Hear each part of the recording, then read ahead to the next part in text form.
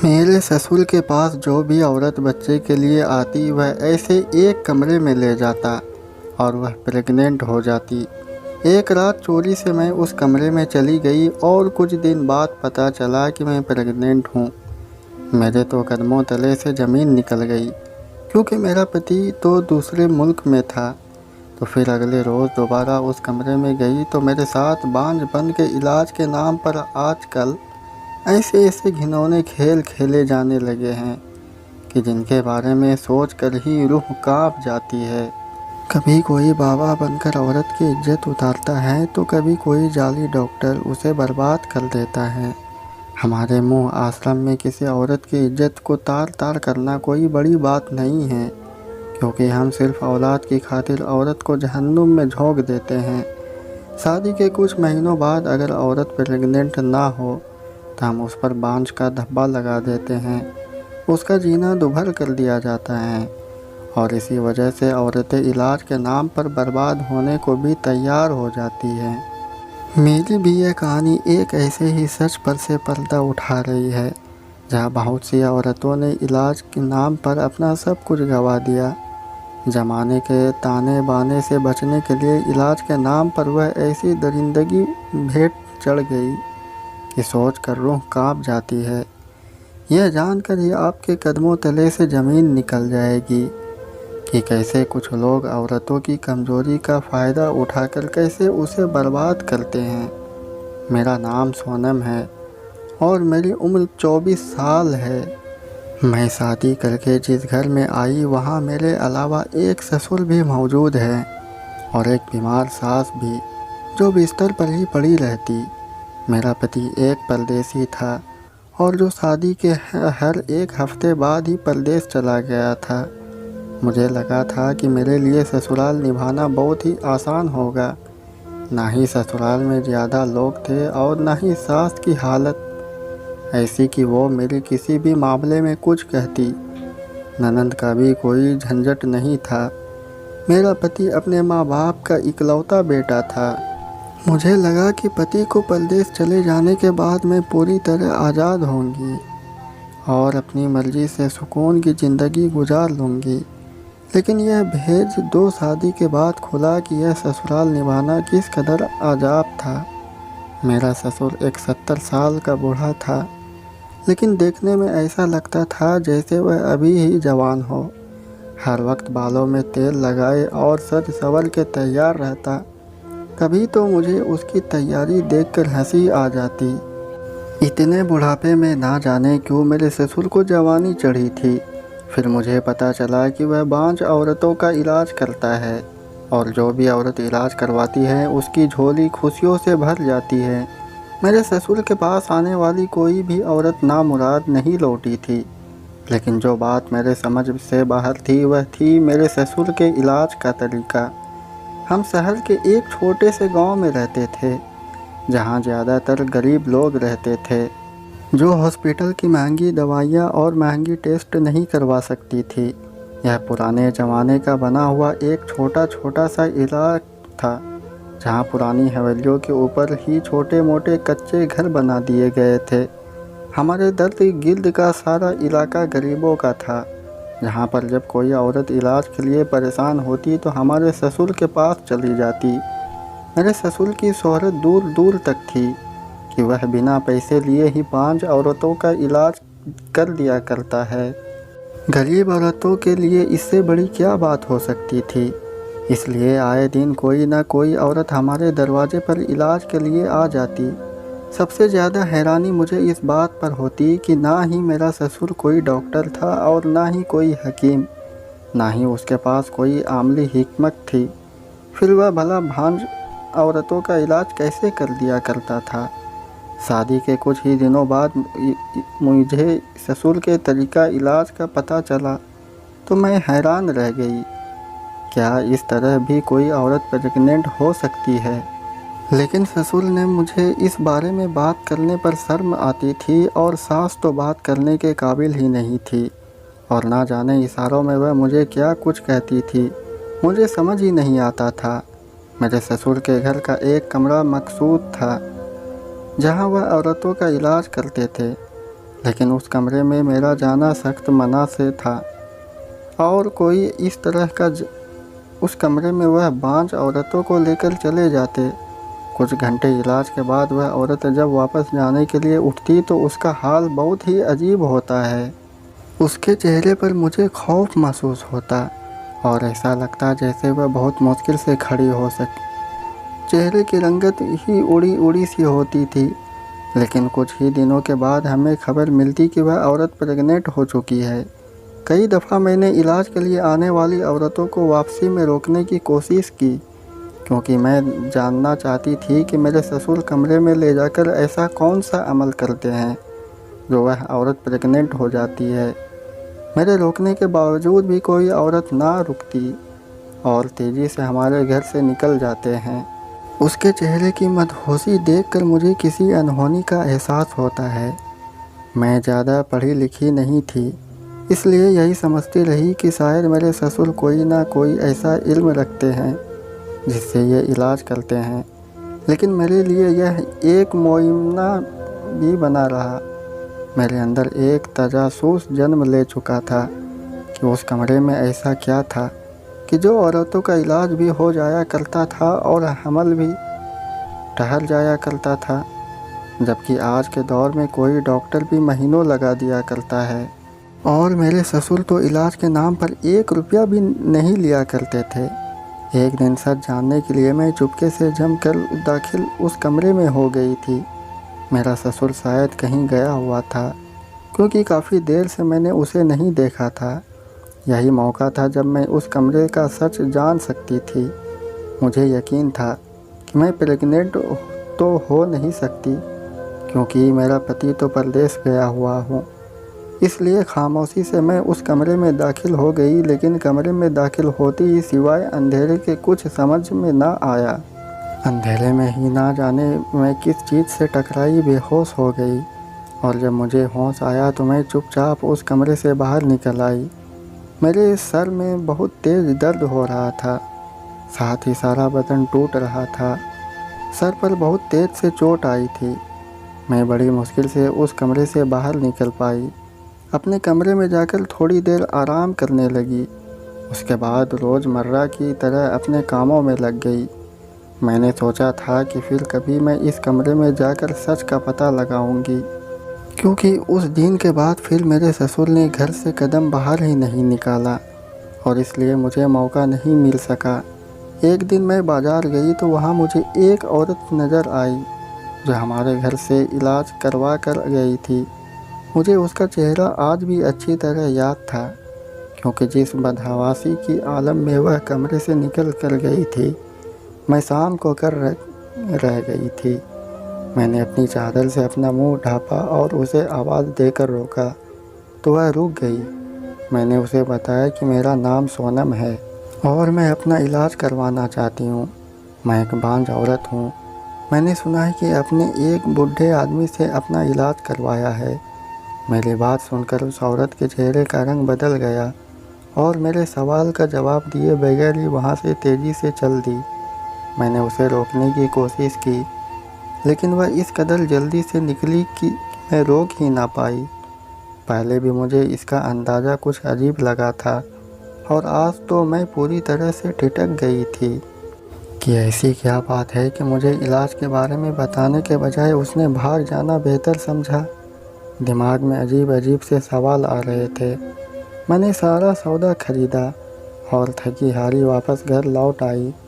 गर्मी की शिद्दत से मुझे चक्कर आ रहे थे। कुछ देर आराम करने के बाद मैं घर से कामों में लग गई, लेकिन मेरी तबीयत ना संभाली। चक्कर आने के साथ साथ पलटी भी शुरू हो गई तो मुझे कुछ अजीब सा लगा और फिर मेरा जी मिचलाने लगा।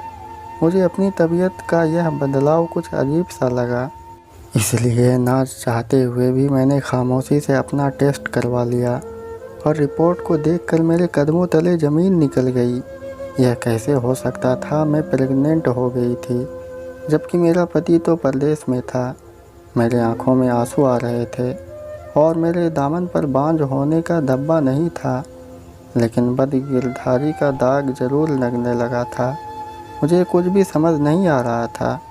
मैं अपने सास के पास जाकर बैठ गई और मेरी सास इशारों में मेरे रोने का सबब पूछ रही थी, लेकिन उनको बताने के लिए मेरे पास कुछ नहीं था। मैं उनसे क्या बताती कि उसके बेटे की गैर मौजूदगी में ही मैं प्रेग्नेंट हो गई हूँ। दरवाज़ा बजने की आवाज़ पर मैं अपने सास के पास से उठी और जाकर दरवाज़ा खोला तो बाहर एक खूबसूरत सी कम उम्र की लड़की खड़ी थी और मुझसे कहने लगी कि वह अपने बांझपन का इलाज करवाने आई है। उसकी बात सुनकर मुझे हैरानी हुई और मुझे याद आया कि उस खास कमरे में जाने के बाद कुछ देर के लिए मैं बेहोश हुई थी। तो ऐसा क्या हुआ था कि मैं प्रेग्नेंट हो गई थी। उस लड़की का मासूम चेहरा देखकर मैंने झूठ कह दिया कि फ़िलहाल मेरे ससुर घर पर मौजूद नहीं है, वह 2 दिन बाद आ जाए। मेरी बात सुनकर वह मायूसी से वापस जाने के लिए पलट गई। मेरे लिए इससे ज़्यादा सब्र करना मुमकिन नहीं था, इसलिए मैं उस कमरे में बिना रुके ही घुसती चली गई और मैंने अंधेरे में अपने मोबाइल का टॉर्च जला लिया। आज मैं अंधेरे में टकरा कर गिरना नहीं चाहती थी, बल्कि उजाले में सच्चाई देखना चाहती थी, जिसकी वजह से मेरे पेट में एक जान पल रही थी। रोशनी हाथ में लिए उस कमरे में दाखिल होने के बाद जो कुछ मैंने देखा और जो मेरे साथ हुआ, मेरे तो होश उड़ गए। मैं जान गई हूँ कि मैं प्रेग्नेंट कैसे हुई हूँ। मेरे सर पर आसमान गिर पड़ा था।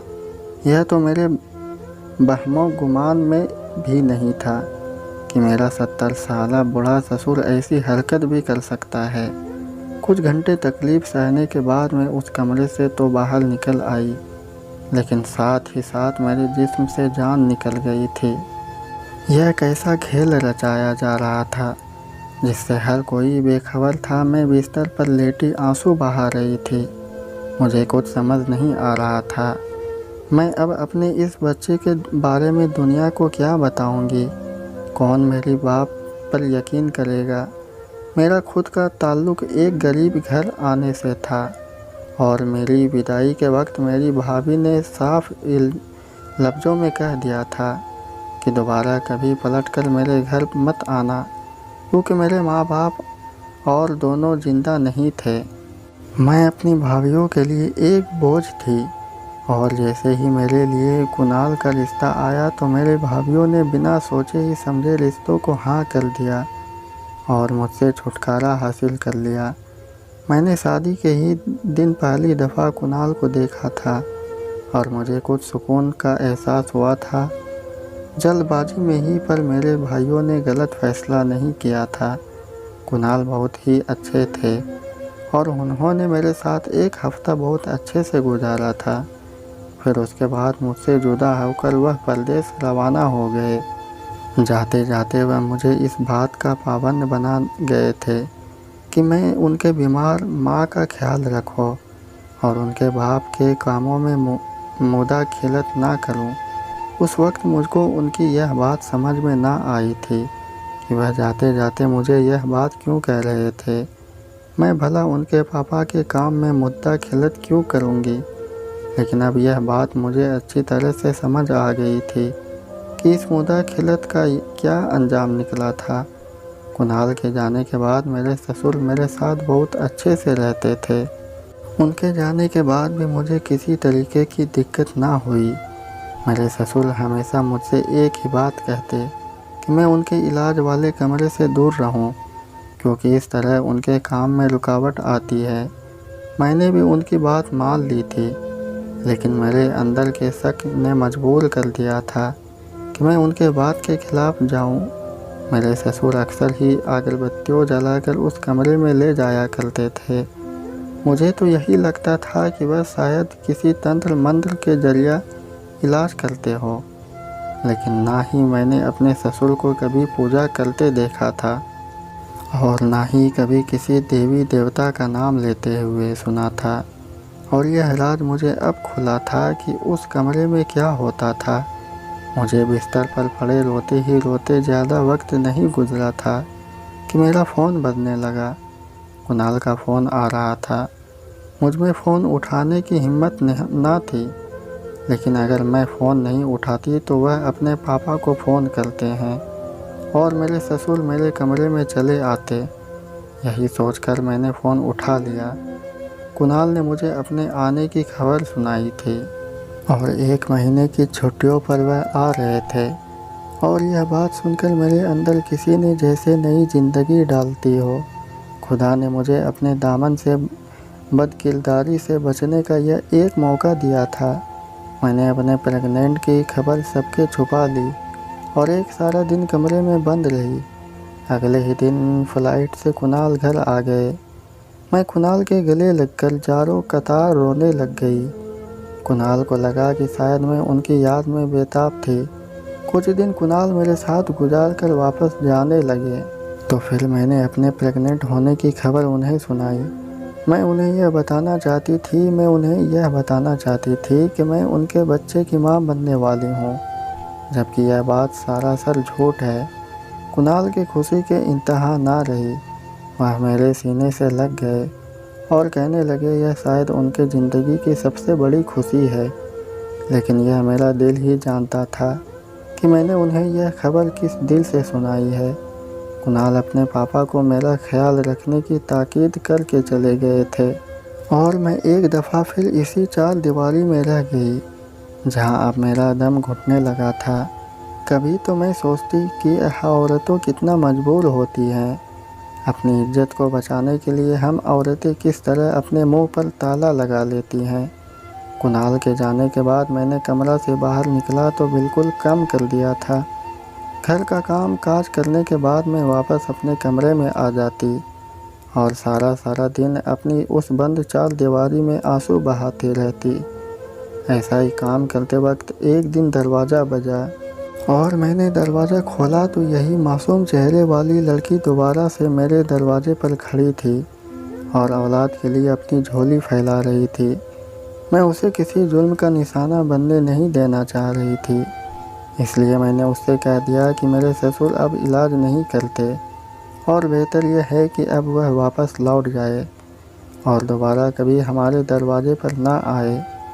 लेकिन वह मेरे ससुर की इस कदर तारीफ सुन चुकी थी कि वापस लौटने को तैयार ही नहीं थी। मजबूरन में उसका हाथ पकड़कर अपने कमरे में खींची हुई लाई और दरवाज़ा बंद कर दिया। उसके बाद उसे वह सच बता दिया जो मुझ पर बीत चुका था। मेरी बात सुनकर उसके होश उड़ गए थे और वह मेरी शुक्रगुजार होकर वापस लौट गई थी। मैंने खुदा का शुक्रिया अदा किया कि मेरी वजह से किसी एक मजलूम औरत ज़िंदगी बर्बाद होने से बच गई।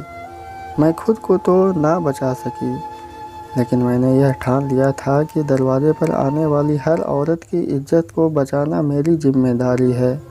इसलिए जब भी दरवाज़ा बजता तो मैं दौड़ी चली जाती और अगर कोई औरत आती तो उसे मैं भगा देती। एक दिन मैंने दरवाज़ा खोला तो सामने मेरी सहेली खड़ी थी, जो मेरी बचपन की दोस्त थी और बहुत अरसे के बाद मैंने उसे देखा था और मुझे देखते ही वह मेरे गले लग गई और कहने लगी कि मैं तुमसे मिलने के लिए आई हूँ। मैंने उसे अपने कमरे में बिठाया और कुछ देर तो हम इधर उधर की बातें करते रहे। उसने मुझे बताया कि उसकी शादी एक पुलिस वाले से हुई थी, जो अब एचओ बन चुका था और वह बहुत अच्छी ज़िंदगी गुजार रही है। खुद की बात सुनते ही मेरा कान खड़े हो गए और मैंने सोच लिया कि अब मैं मुजरिमों को उनके अंजाम तक ज़रूर पहुंच आऊँगी। मैंने अपने दोस्त को सारा सच बता दिया और उससे मदद की इल्तिजा की और साथ ही इस बात के लिए भी राज़ी किया कहीं भी मेरा नाम नहीं आएगा, क्योंकि मैं कुणाल से अलग होना नहीं चाहती थी। मेरी दोस्त ने मुझसे वादा कर लिया था कि वह मेरी मदद ज़रूर करेगी और 2 दिन बाद ही हमारे घर पर एक भारी पुलिस वालों ने हमारे घर पर रेड मारी। पुलिस को हमारे ससुर के खिलाफ़ काफ़ी सबूत मिल चुके थे और मेरा ससुर गिरफ़्तार हो गया। मैंने कुणाल को यह खबर सुनाई तो वह भी परदेश छोड़कर वापस चले आए, क्योंकि घर में कब और मैं और मम्मी रहते थे। कुणाल कहने लगे कि उन्हें अपने पापा के सच बहुत पहले से मालूम था और कई दफ़ा उन्होंने अपने पापा को इस गलत काम से रोकने की कोशिश भी की थी, लेकिन उनके पापा ने उनकी एक ना मानी और आज यह बदनामी का दिन देखना पड़ रहा है। कुणाल की बात सुनकर मेरे रोंगटे खड़े हो गए कि अपने पापा का सारा सच जानते थे, फिर भी खामोश रहे और शायद आज उन्हें मेरी शर्त सज़ा मिल गई थी। अब मुझे समझ आया कि मेरा प्रेग्नेंट होना मेरी सज़ा नहीं बल्कि मेरे पति की सज़ा है, जिन्होंने कई औरतों की बर्बादी को खामोशी से बर्दाश्त किया था। इस कमरे को पुलिस ने फ़िलहाल सील कर दिया था, क्योंकि वह कमरा इलाज का नहीं बल्कि उस कमरे खास से एक खुफिया सुरंग निकली थी। लेकिन उनके पापा ने उनकी एक ना मानी और आज यह बदनामी का दिन देखना पड़ रहा है। कुणाल की बात सुनकर मेरे रोंगटे खड़े हो गए कि अपने पापा का सारा सच जानते थे, फिर भी खामोश रहे और शायद आज उन्हें मेरी शर्त सज़ा मिल गई थी। अब मुझे समझ आया कि मेरा प्रेग्नेंट होना मेरी सज़ा नहीं बल्कि मेरे पति की सज़ा है, जिन्होंने कई औरतों की बर्बादी को खामोशी से बर्दाश्त किया था। इस कमरे को पुलिस ने फ़िलहाल सील कर दिया था, क्योंकि वह कमरा इलाज का नहीं बल्कि उस कमरे खास से एक खुफिया सुरंग निकलती थी, जो शायद पुराने भक्तों में एक हवेली से दूसरी हवेली को जाने का रास्ता बनाई गई थी, या फिर मुश्किल भक्त के भागने के लिए यह पूरा इलाका इस पुराने ज़माने के हवेली के ऊपर बना हुआ था और उस कमरे से निकलने वाली सुरंग दूसरे इलाके में बनी हवेली एक हवेली तक जाती थी। मेरे ससुर औरत को इलाज करने के लिए उस कमरे में ले जाते हैं और उन्हें इलाज के नाम पर उस सुरंग से गुजार कर दूसरी हवेली में पहुंचा देते हैं, जहां कई घंटे तक वहां किसी न किसी दरिंदे का शिकार बनी रहती। उन मजलूम औरतों की तस्वीर बनाई जाती और उन पर कई घंटों तक जुल्म किया जाता। एक वक्त में 22 मर्द उस औरत के साथ अपनी हवस को पूरी करते और जब उनका दिल भर जाता तो वापस उसी सुरंग के जरिए उसी कमरे में भेज दिया जाता। कई घंटों की जिल्लत के बाद औरत जब उस कमरे से बाहर निकलती तो वह औरत अपने होश में ना रहती। उसके चेहरे का रंग भी बदल जाता और वह औरत जलने के लायक भी नहीं रहती। उसके पास तो कहने के लिए अल्फाज भी ना होते। इसीलिए जब भी मैं किसी औरत को रोकने की कोशिश करती तो वहाँ भागी चली जाती।